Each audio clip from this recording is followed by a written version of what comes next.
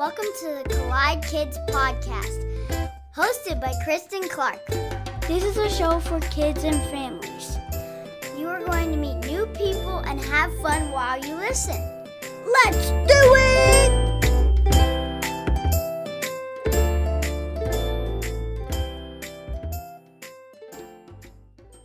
Hey y'all, welcome to the Collide Kids podcast. I'm your host, Christen Clark. The Collide Kids podcast is a show for kids and families where we learn together how life and faith collide. I am so glad that you have joined me today, and I am so excited to get to know you better and for you to get to know my guests better each week. If you are brand new to the show or if you've been listening for a while, I just want to say welcome. I am so glad that you're here, and don't forget to listen to the end of every episode. That's where we have our kids only segment where kids just like you get to be on the podcast. Well, before I introduce my guest today, I thought we might play a little game. Does that sound okay to you? It actually has all to do with sound, the sounds of fall, the sounds of autumn, the things that you hear most of the time, unless you live in a very hot place where the seasons don't change. But if you live in a place that gets a little cooler, you might be familiar with some of these sounds. So I'm going to play a sound effect for you, and then I want you to guess what it is. Are you ready? Here we go.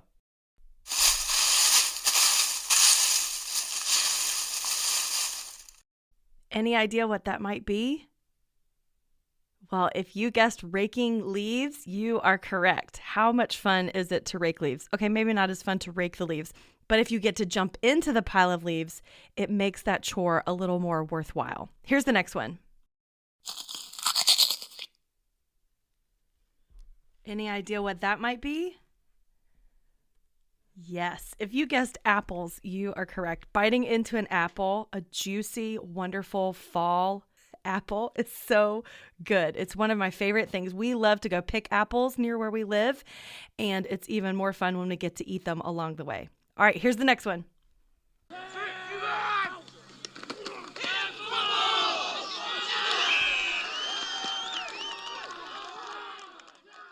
Did you guess what that one was? Well, if you guessed a football game, you are correct.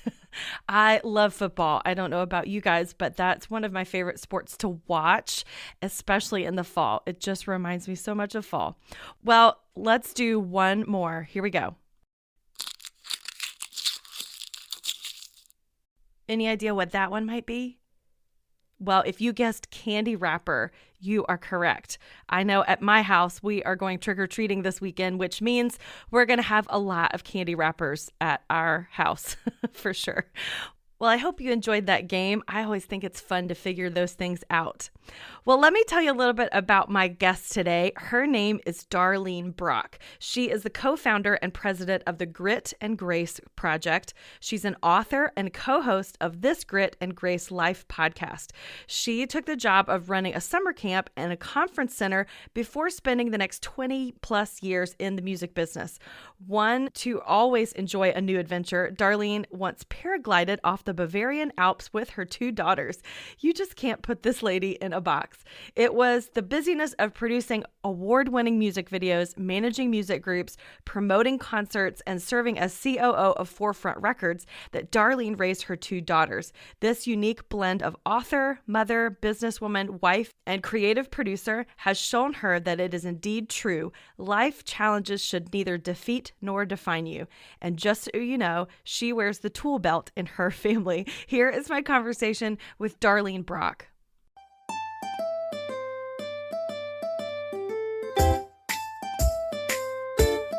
Darlene Brock, thank you so much for being a guest today on the Collide Kids podcast. Oh, thank you, Christen. It is a pleasure to be here. I am so excited to talk to you today. Will you just introduce yourself to our audience and tell us a little bit about who you are and what you do? Yeah, I am Darlene Brock, and right now I am over this organization called the Grit and Grace Life, and it is an entity for women about everything in their life. But before that, I've had, probably 8 or 9 careers and things that I've done. So, I've kind of gone from thing to thing, which has been a pretty exciting life.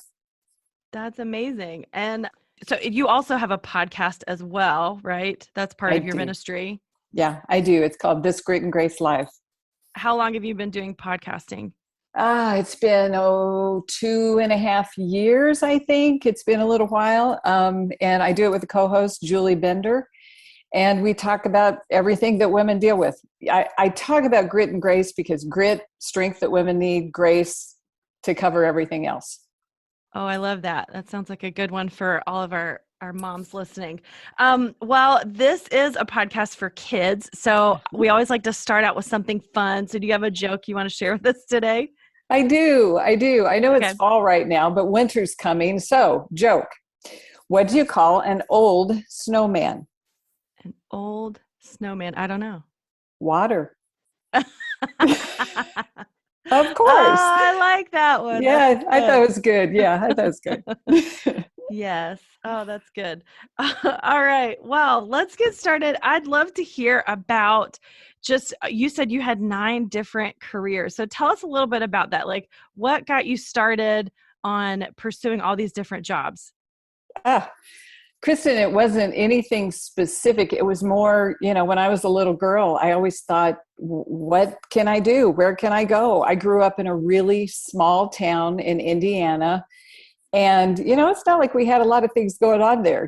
We did it. The biggest building in the city was the library, and everything else was small after that.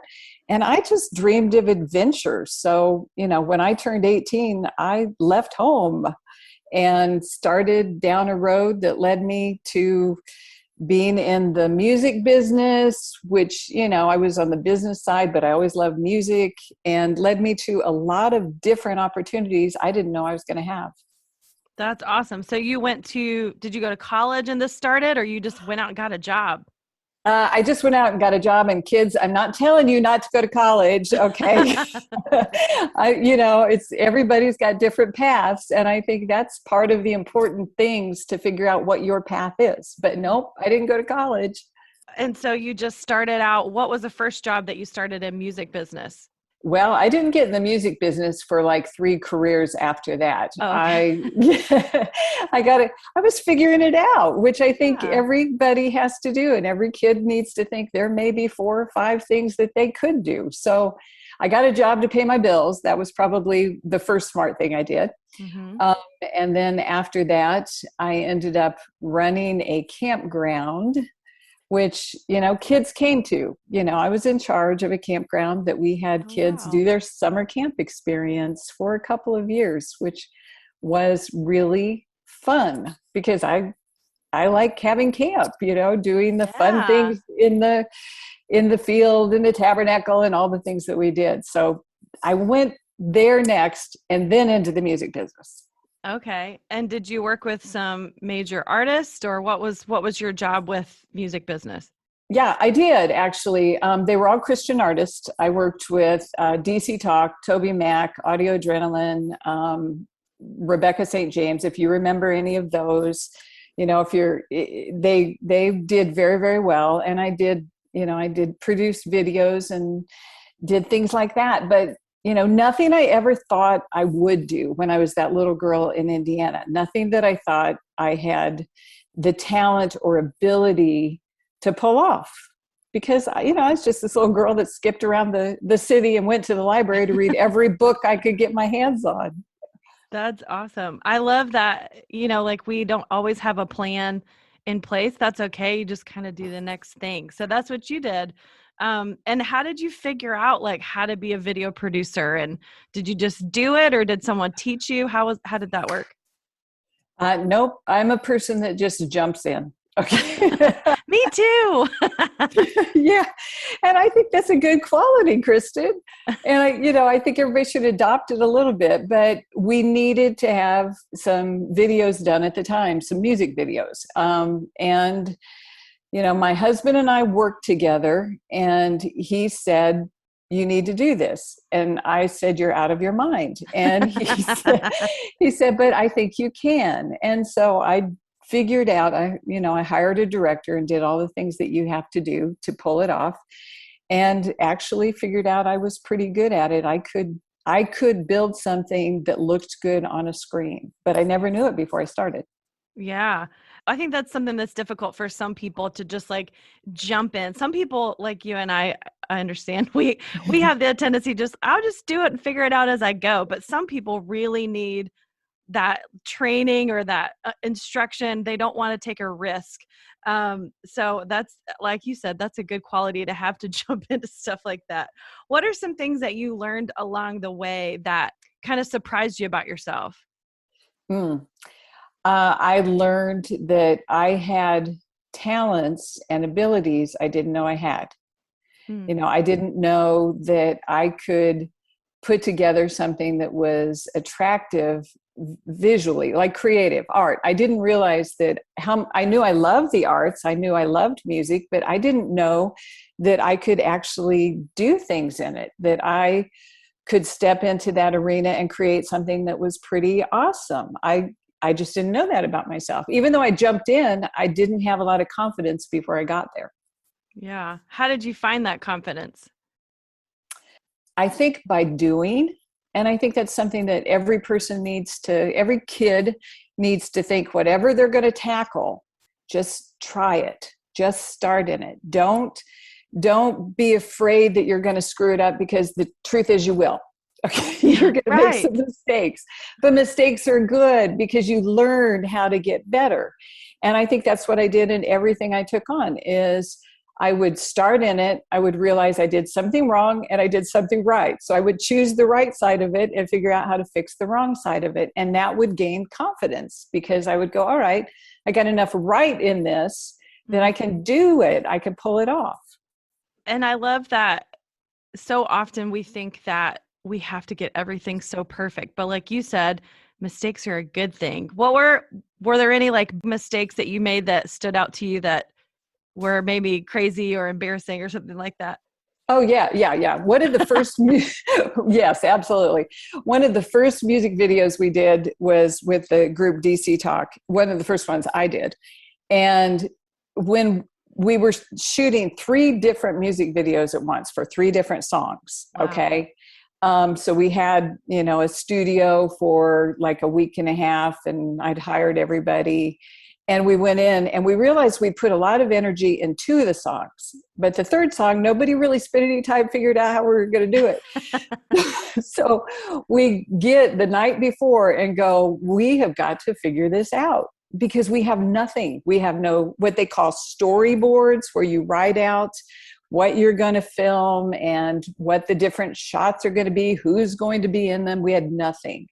So we basically brought in, it was a very 70s or 60s kind of song. It was hip hop at the time, but the elements were 60s. So we found this old van.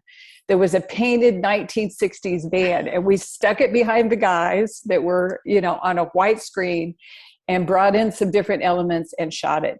And at the end, we kind of looked at it and went, this is one of the weirdest things we've ever seen.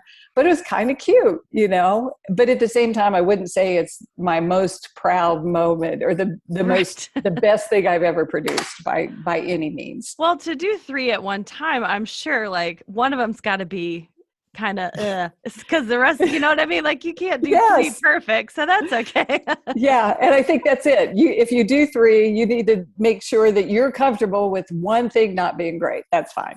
Yes. I love that. What was it about your childhood, do you think, that lent yourself to doing all these different jobs? I think I in this town in Indiana, and I had a wonderful upbringing, but I always felt like the square peg in a round hole. As a little girl, I always felt like I was a little bit different in some ways than some of the other people. I don't know that I was, but it was kind of how I felt at the time. Like, I didn't quite fit into some of the groups, or I wasn't the same kind of person some of my other friends were, and I felt a little odd. So I found my world in books.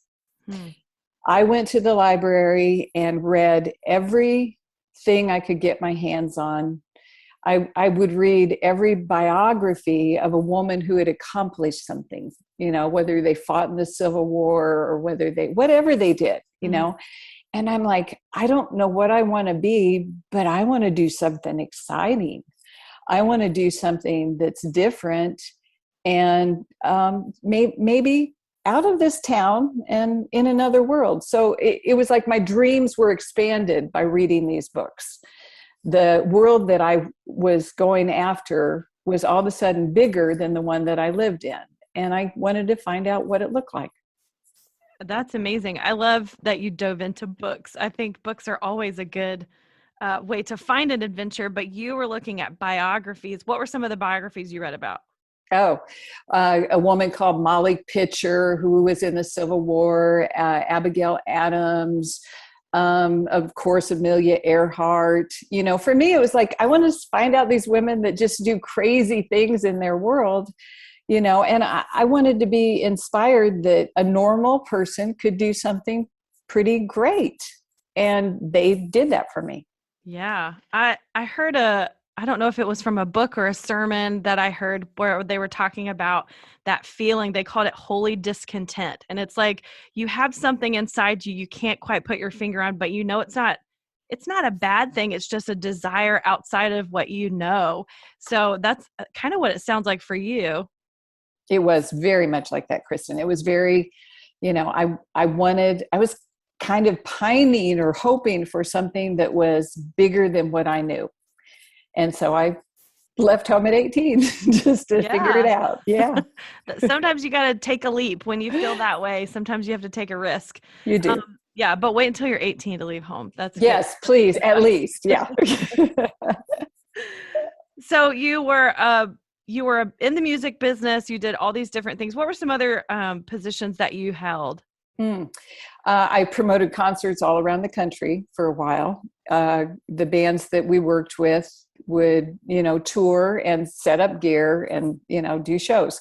And so I started promoting concerts, which basically I was the person who figured out where they were going to perform and how we were going to get there and did the advertising. And everything I did, Christen, often was out of necessity. It was because something needed to be done. And I think sometimes that's what God uses for us to do things, is it needs to be done. And you look around and go, nobody else is here to do it. So, you know, you're going to do it. And that's how I started concert promotion, because the bands needed to work in some cities and we needed to figure out how to get them there. So I took that on. That's neat. I hadn't thought about that type of job being something that was necessity. You just think, oh, they're just out there doing their concerts, but there has to be someone that gets them there and someone that lets the city know they're coming. Did you enjoy that part of your job? We'll be right back after this. You know, raising kids in the digital age isn't easy, but Bark Technology makes products that help parents keep their kids safe online and in real life. They have an app, a phone, and a home device that lets families set parental controls on their internet-connected devices. I love the app because it helps us manage screen time and blocks websites and apps we want our kids to avoid. It also sends alerts and gives us the ability to monitor texts and social media and even track your child's location. Visit bark.us to learn more about how you can keep your kids safe online. Use the code COLLIDEKIDS to get 15% off your subscription of the Bark app.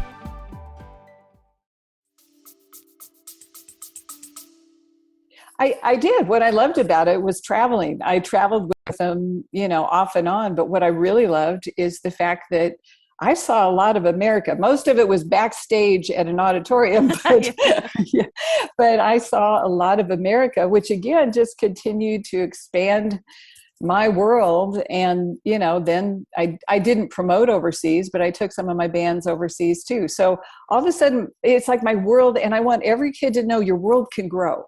Yeah. It can grow and grow and grow and grow. And if you just jump on an opportunity that's available to you, whether it's while you're a kid or when you're grown up, your world can grow. Yeah. What were some things you learned along the way about the different cultures in America? Like, you know, you grew up in a small town. So what were some things you picked up from traveling? Oh, well, we had, one of my bands was out of Memphis, and they had a bus driver who was from Arkansas. Okay. And if anybody knows, the South is wonderful. I love it. Yeah. He was a very Southern guy. And then we went to Boston to do a show. So after the concert, we're at a restaurant with, the whole band, the crew, the drivers, everybody. And he is trying to talk to a waitress that said Boston. Okay. Mm-hmm. So Bostonians talk differently than Arkansas people do, and it's like we had to start interpreting for them so he could get his order in. So you realize even within our country, there's different, not only how you speak, but how you live, or, what's important to you. You learn a lot about this country by going around and looking at the different cultures. They're great. Everyone has their own uniqueness, and it's pretty awesome. Yeah, I love that. There are a lot of dialects of English around here. There are. Yeah. What were some things that you learned about God as you traveled? He always showed up. He was always present when things would go south.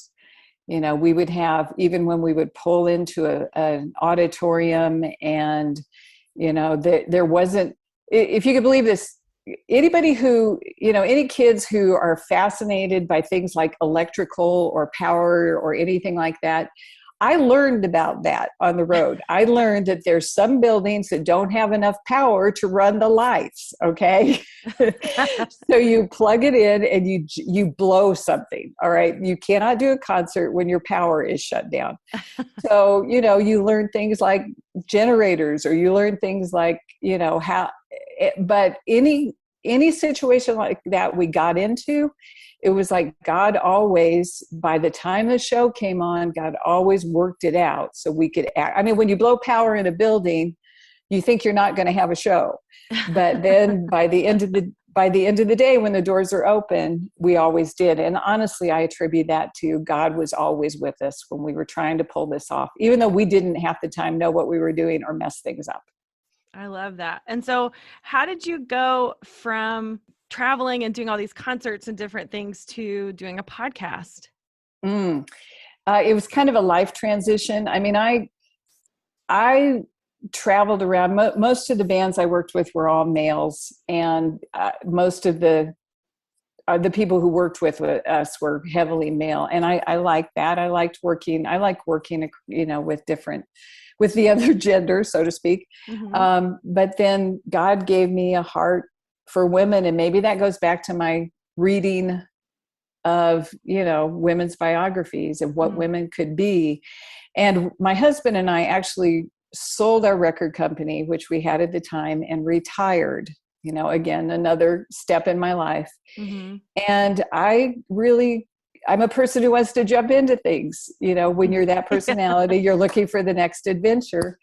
And I realized I raised 2 daughters, and I realized I cared about girls and women. And so I started Grit and Grace Life, and then started the Grit and Grace Project to help women feel good about their lives and master this world that they're in. So it just was another heart transition that God put on my heart, and I followed. I think that's awesome how God does that for us, where he gives us different desires. He changes our desires, or he gives us new passions and things that we realize, oh, this is something I've been doing this whole time. Now I'm going to focus on that. It's just so neat how God's created each of us in such a different way, to try new things and to get into new things. What were some things that this ministry with women has taught you about who God is? Because we deal at Grit and Grace Life, we deal with so many challenging things women go through. I have realized what an amazing healer he is, and, a God who gives us strength. And I think in every part of our lives, we need to embrace that and realize that even in our most challenging times or our biggest struggles, that he will heal us. He will give us strength. He will give us what we need. And women go through so many different things in life. so many different Yeah. seasons and so many different that you kind of have to figure out how to ride the next wave. And you realize God's always with you when you do. That's good. I think it's just amazing how much you've been able to be a part of just by jumping in and how many people are impacted by that. So that's incredible how God has used your life and is still continuing to do so. So thank you so much for sharing your story today. I really appreciate you being on here and learning about all these different things that you've done. That's so neat. I always love to end my show by asking my guests to share a memory from when they were a kid. So do you have a memory you want to share with us today? I do. Growing up, the one thing that my mother did with me every summer was it was a summer project. And it was my mom, and we would build a tree house, or we would build a doll house, or we would do something like that created, I think you need to tackle, as a mom and a child, tackle a big project once a year. Ooh, Because good. I have so many great memories of us messing it up, fixing it, putting really bad wallpaper on the dollhouse wall, and then ripping it off and doing it again, that I think some of that helped me, go, all right, I can figure out other things in life. That's neat. I love that you and your mom did that together. We did. Yeah, we did. That's a good idea for families to consider. Well, thank you again so much for being on the show today. It was so great meeting you, and I loved hearing your story. Well, thanks, Christen. It was a pleasure.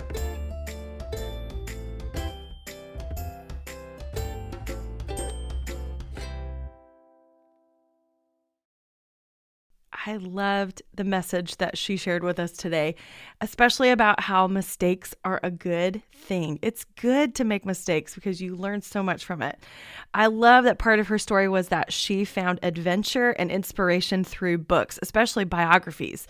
So if you like to read, you never know how those stories might penetrate your heart and inspire you to do something amazing. So keep reading, okay?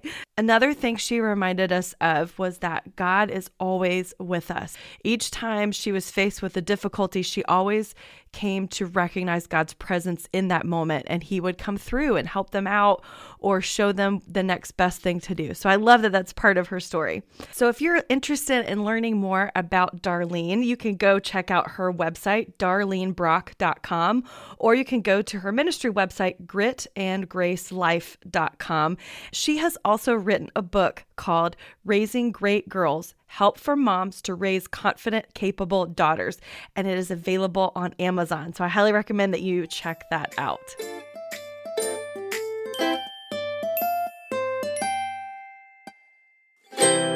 Well, now it's time for the kids only segment. This is the part of the show where you get to be on the podcast. So here is my friend, Anne Marie. How do you look for Will Smith in the snow? How? You look for Fresh Prince. Classic. I love that joke. It's a good one. Thank you, Anne Marie. Well, I would love to hear your favorite joke, or maybe you have a favorite Bible verse or a quote that you like from a book or a movie, or maybe you have a question you want to share. You can find information about how to send that to me through my social media. I'm on Facebook, the Collide Kids Podcast, or on Instagram at Collide Kids Pod. Now let's talk about OCC. I am incredibly honored and excited to be a part of this ministry that is helping to reach the world with the gospel of Jesus. This year, 2021, Operation Christmas Child hopes to collect enough shoeboxes to reach 9.7 million children, and we want to be a part of that. So join me and the Collide Kids podcast listeners in reaching some of the hardest to reach places. Our goal is to build 50 shoeboxes together online. So you can go to the collidekidspodcast.com and click the button that says Give to OCC and click on the Build a Shoebox online link to get started, or you're welcome to make a financial donation. Just as a reminder, National Collection Week is November 15th through the 22nd. So that's right around the corner. There are more than 4,000 locations available for you to drop off your shoeboxes. So I hope that you will choose to be a part of this special ministry.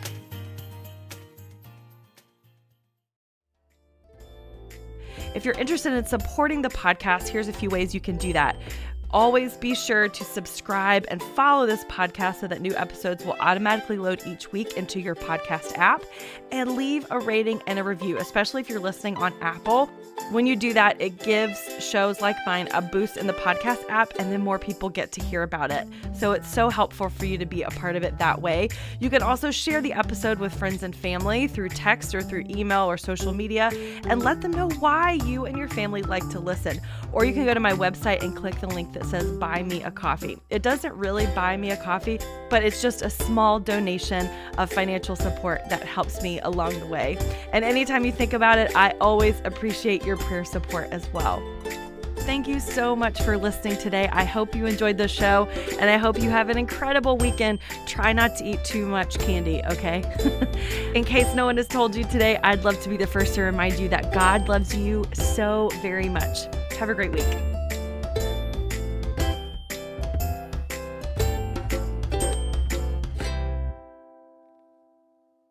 You don't have to go very far looking for bad news, because somehow it just finds you. So finding peace in the chaos can be really difficult, but it doesn't have to be, because the River mobile app exists. The River is a Christian music radio station dedicated to playing music to help you get through life's toughest moments or life's happiest moments and everywhere in between, and all from artists who love Jesus and are real people just like you. Listening is easy. You can download it wherever you get apps from. Just search 1049 The River or listen online at riverradio.com. And know that The River is proud to partner with the Collide Kids podcast.